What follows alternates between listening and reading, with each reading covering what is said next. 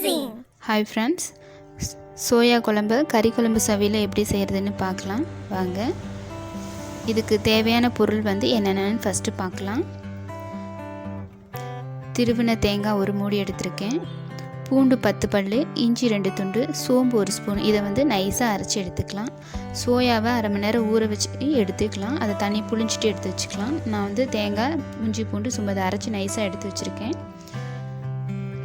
தக்காளி 2 தக்காளி, சின்ன வெங்காயம் 10, கருவேப்பிலை, தேங்காய் அரைச்சது, சோயா. ஒரு கடாயில் எண்ணெய் வச்சு சூடு பண்ணிக்கலாம்.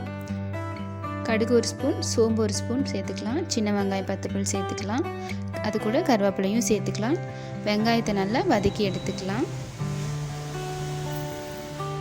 வெங்காயம் நல்லா இந்த ஸ்டேஜில் வதங்கினதையும் இது கூட மஞ்சள்தூள் 1/2 டீஸ்பூன், மிளகாய்த்தூள் 1 டீஸ்பூன், சிக்கன் மசாலா 1/2 டீஸ்பூன் சேர்த்துக்கலாம். இதை நல்லா 1 நிமிஷம் வதக்கி எடுத்துக்கலாம். அது கூட தக்காளி வதங்கிறதுக்காக 1 டீஸ்பூன் உப்பு சேர்த்துருக்கேன். இதை நல்லா வதக்கி எடுத்துக்கலாம். தக்காளி வதங்கிறதுக்காக நான் ஒரு 1/4 டீஸ்பூன் தண்ணி சேர்த்துக்கலாம். இப்போ இந்த பதத்துக்கு வதங்கின பிறகு நம்ம அரைச்சி வச்ச தேங்காவை சேர்த்துக்கலாம். தேங்காவை நான் மிக்ஸி ஜாரி கழுவி அது கூட தண்ணியும் சேர்த்துருக்கேன். இது ஒரு 5 மினிட்ஸ் நல்லா கொதிக்க விட்டுக்கலாம், பச்சை வாசனை போகிற அளவுக்கு.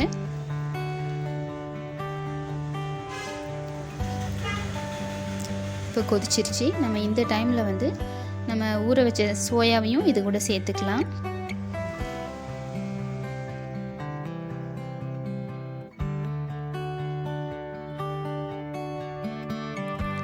சோயாவை சேர்த்த பிறகு நல்லா கிளறி விட்டுக்கலாம். ஒரு 5 மினிட்ஸ் நல்லா வதக்கி எடுத்துக்கலாம். சோயாவை நல்லா வதக்கின பிறகு தேவையான அளவு தண்ணியை சேர்த்துக்கலாம். திக்காக வேணும்னா தண்ணி கம்மியாக சேர்த்துக்கலாம்.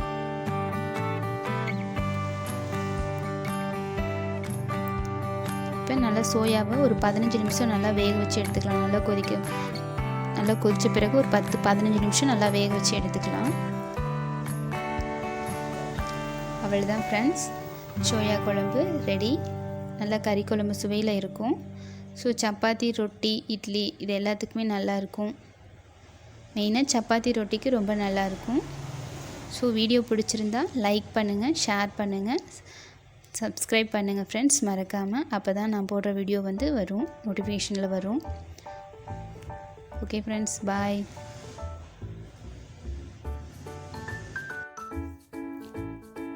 கருவேப்பிலை, கொத்தமல்லி தழை தூவி இறக்கிக்கலாம். அவ்வளோதான் ஃப்ரெண்ட்ஸ். நான் கருவேப்பிலை மட்டும் தான் போட்டிருக்கேன், கொத்தமல்லி தழை போடலை.